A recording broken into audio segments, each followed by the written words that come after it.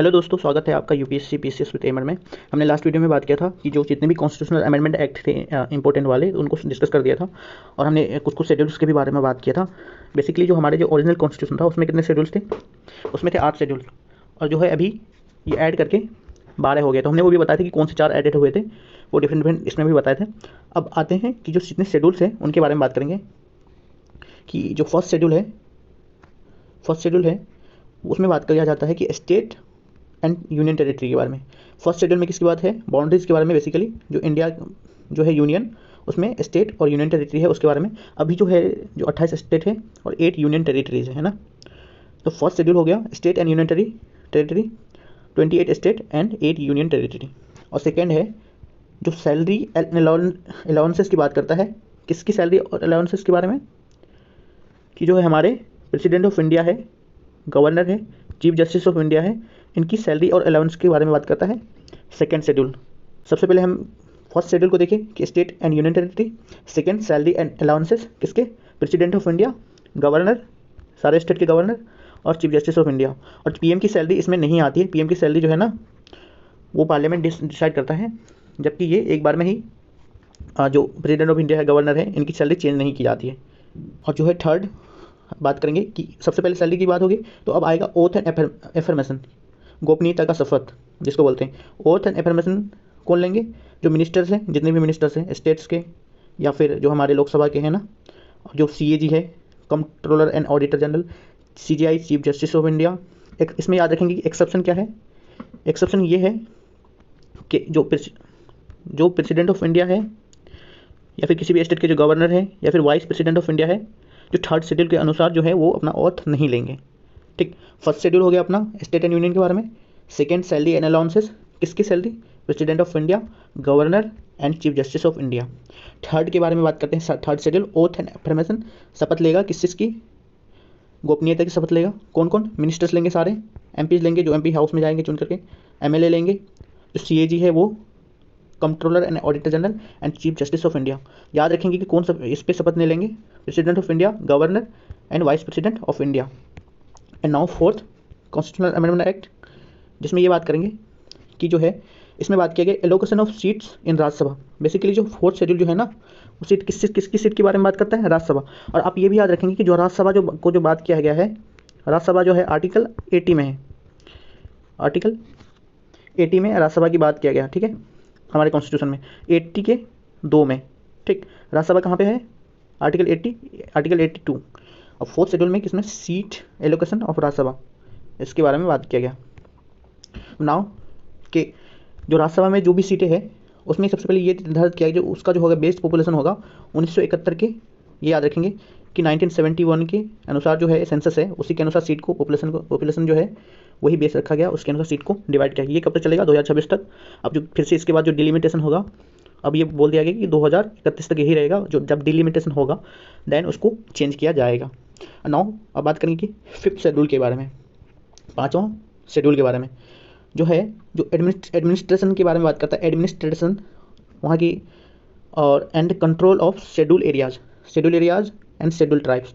ये जो 4 स्टेट्स हैं इनको काफ़ी अच्छे से आप याद रखेंगे, जो 6 शेड्यूल में दिया गया है। और फिफ्थ शेड्यूल में क्या बात किया हमने कि जो है एडमिनिस्ट्रेशन किसकी? शेड्यूल एरिया और शेड्यूल ट्राइब वाले जो एरिया है उनका एडमिनिस्ट्रेशन कौन करेगा? फिफ्थ शेड्यूल में ये डिसाइड है। लेकिन सिक्स शेड्यूल क्या कहता है कि जो स्टेट्स है 4, जो है असम, मेघालय, त्रिपुरा, मिजोरम, इसमें कैसे यहाँ का गवर्नेंस होगा और जो यहाँ के कैसे एडमिनिस्ट्रेशन होगा, इन चारों के बारे में सेपरेटली इस पर बात किया गया सिक्स शेड्यूल में AMTM के रूप में आप भी याद रख सकते हैं। इसमें बेसिकली असम, मेघालय, त्रिपुरा, मिजोरम। इसमें याद रखें कि मणिपुर आपको बहुत बार कन्फ्यूजन होगा, लेकिन मणिपुर इसका आंसर नहीं है। मणिपुर नहीं रखा गया इसको, मणिपुर को। और दोस्तों एक चीज़ बात करेंगे कि जो पार्लियामेंट जो है ना, एक चीज़ याद रखेंगे कि आर्टिकल्स जो रिलेटेड है पार्लियामेंट से रिलेटेड, लोकसभा और राज्यसभा से रिलेटेड, कि जो पार्लियामेंट को रखा गया है आर्टिकल है 79 में पार्लियामेंट की बात है, 80 में राज्यसभा की बात है और 81 में है लोकसभा की बात। तो इन तीनों आर्टिकल को आप आराम से याद रखेंगे। कैसे? हिंदी में सरला के तौर पे 79 संसद और 80 राज्यसभा और जो है 81 आपका 81 हो गया लोकसभा के बारे में। ठीक, अब बात करेंगे 7th शेड्यूल के बारे में ये 7 शेड्यूल काफ़ी इंपॉर्टेंट है आपके लिए कि जो है बेसिकली लिस्ट किस चीज़ की, जो पावर कौन किस पे लॉ बनाएगा, तो उन सारे लिस्ट के बारे में। तो लिस्ट को सबसे पहले आर्टिकल जो है 246 में लिस्ट के बारे में बात किया गया। 7 शेड्यूल में आर्टिकल 246 जो है लिस्ट के बारे में कौन सी आर्टिकल है 246।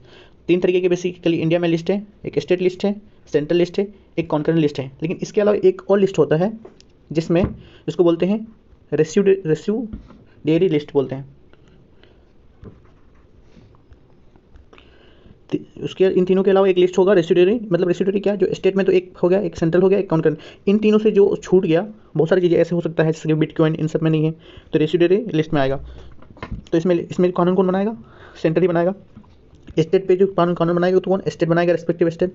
सेंट्रल में कौन बनाएगा, सेंट्रल गवर्नमेंट बनाएगी। कॉन्करेंट में स्टेट भी बनाएगा और प्लस सेंट्रल गवर्नमेंट भी बना सकती है, लेकिन रेसिड्यूरी लिस्ट में सिर्फ सेंटर बनाएंगे कानून।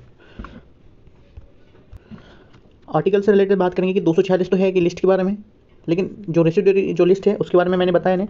लेकिन जो है रेसिड्यूरी लिस्ट का जो पावर है सेंटर बनाएंगे, और वो आर्टिकल है 248 आर्टिकल में रखा गया है रेसिड्यूरी पावर्स को, ठीक है, जो सेंटर उस पर कानून बनाएगा। अब आते हैं 8 शेड्यूल में। हमने बताया कि 8 शेड्यूल में बेसिकली किसको लैंग्वेज रखा गया है। बेसिकली कितनी अभी लैंग्वेज है हमारे, 22 लैंग्वेज है। मैंने हर एक कॉन्स्टिट्यूशनल अमेंडमेंट एक्ट को लास्ट वीडियो में बताया था कि जो कैसे ऐड हुआ, ये जो पहले जो था 14 था, उससे 18 जो हमारे जो है अभी लैंग्वेज जो ऐड है संविधान में कैसे हैं।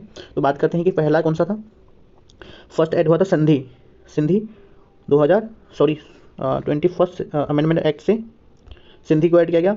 71 से ऐड किया गया 3 नेपाली, मणिपुरी, कोंकणी को। और 92 कॉन्स्टिट्यूशनल अमेंडमेंट एक्ट से 4 लैंग्वेज को ऐड किया गया, बोडो, डोगरी, संथाली और मैथिली, इन चारों को। तो ये हो गए 14, 15, 3, 18, 4, 22। तो टोटल 22 लैंग्वेज है अभी हमारे कॉन्स्टिट्यूशन में। इनको याद रखेंगे। लैंग्वेज के बारे में कितना, कौन से शेड्यूल में, 8 शेड्यूल। आज 7 शेड्यूल में जो हमारे लिस्ट के बारे में बात किया गया।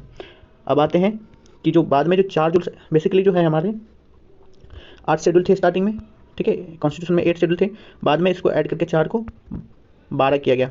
तो 9 जो शेड्यूल था है ना 1991 में फर्स्ट अमेंडमेंट एक्ट से आया था, जो कि एग्रेरियन रिफॉर्म से था। हमने बात किया था इसके बारे में। और इसमें ये था कि बेसिकली जो है एक्ट ना, ये बेसिकली मिस्टर इंडिया था कि कोई भी लॉ बना के या कानून बना के अगर इस एक्ट में डाल देगा 9 शेड्यूल में अगर डाल देगा एक्ट बना के, तो उस पर जुडिशियल रिव्यू नहीं हो सकता था। लेकिन 24 अप्रैल 1973 के बाद जो है केशवानंद भारती केस के बाद जुडिशियल रिव्यू आया। उसने बोला कि भाई इससे पहले जो था केशवानंद भारती केस से पहले उसको रिव्यू नहीं किया जा सकता है, लेकिन जुडिशरी जो है रिव्यू कर सकती है जो इस केस के बाद जो भी इसमें डाला गया। अब जुडिशियल रिव्यू होना पॉसिबल है किस चीज़ का, एग्रेरियन रिफॉर्म से रिलेटेड जो शेड्यूल है 9 शेड्यूल में जुडिशियल रिव्यू हो सकता है। अब बात करेंगे कि जो 10 शेड्यूल है हमारा, वो जो बताया था मैंने कि 52nd अमेंडमेंट एक्ट से लेकर गया था 1985 में, जो उसमें बहुत ज़्यादा डिफेक्शन हो रहा था, कोई अदल बदल हो रहा था पार्टी को। तो इसमें बेसिकली ये फिक्स किया गया कि डिस्क्वालिफिकेशन का एक क्राइटेरिया फिक्स कर दिया on the ground of defection को, ठीक है। तो ये 10 शेड्यूल में रखा गया एंटी डिफेक्शन को। और 11 शेड्यूल के बारे में बात किया था मैंने, ये पंचायती राज इंस्टीट्यूशन को ऐड किया गया कौन से एक्ट से, 1992 के 73वां संविधान संशोधन से। तो बेसिकली जो है जो पंचायती राज इंस्टीट्यूशन का जो आर्टिकल है ये याद रखेंगे आप कि बहुत ज़्यादा इंपॉर्टेंट है। आर्टिकल 343 ए से लेकर के आर्टिकल 343 ओ तक का जो आर्टिकल है वो है पंचायती राज इंस्टीट्यूशन से रिलेटेड है। आर्टिकल 243 ए से लेकर 243 ओ तक क्या है, पंचायती राज इंस्टीट्यूशन, इसके बारे में बात किया गया। ये है 11 शेड्यूल में, 11वें शेड्यूल में है पंचायती राज इंस्टीट्यूशन। इसमें कितने सब्जेक्ट को टोटल रखा गया, 29 सब्जेक्ट्स को। इसको एक तरीके से आप ऐसे याद रखेंगे 11 को 2 भाग में कर दिया, 2 + 9, और इसी को 2 + 9 11 होता है, इसी को ऐसे लिख देंगे 29। तो 29 सब्जेक्ट्स को रखे गए। और 12 शेड्यूल जो था हमारा, हमने बात किया था अर्बन लोकल बॉडी से है, जो म्यूनिसिपैलिटी से। इसमें कितने सब्जेक्ट्स थे, 18 सब्जेक्ट्स को हमने अच्छे से इसको डिस्कस किया था। 74th कॉन्स्टिट्यूशनल अमेंडमेंट एक्ट 1993 में ये आया। और इसके जो आर्टिकल्स हैं, आर्टिकल 243 से लेकर के 243 पी से लेकर के, क्योंकि ओ तक तो वहाँ था, ओ के बाद जो पी आया, पी से लेकर के 243 का जेड से स्टार्ट होकर फिर से जी तक आया। तो यहाँ से है जेड से जी तक का आर्टिकल किस में है, 12 शेड्यूल में। और 12 शेड्यूल के किस में, अर्बन लोकल बॉडी जो है हमारे म्यूनसिपैलिटी, इसके बारे में बात किया गया कि जो आर्टिकल है 243 पी से लेकर के जेड जी तक, और इसमें 18 सब्जेक्ट्स को रखा गया। तो आइए अब दोस्तों 12 जो शेड्यूल्स थे हमने अच्छे से उसको डिस्कस कर लिया है। आपके लिए काफ़ी इंपॉर्टेंट होगा।